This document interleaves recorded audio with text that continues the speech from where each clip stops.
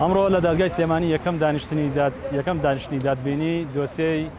اعترازگرتن لە بڕیارێکی دادگای باری کەسێتی سلێمانی 4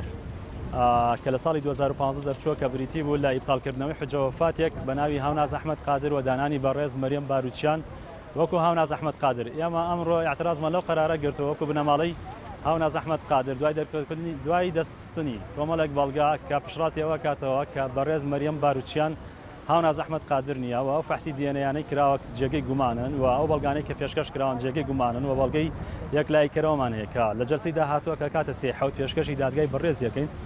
کە بریتین لە کۆمەڵێ بەڵگا کە کەسی و مادین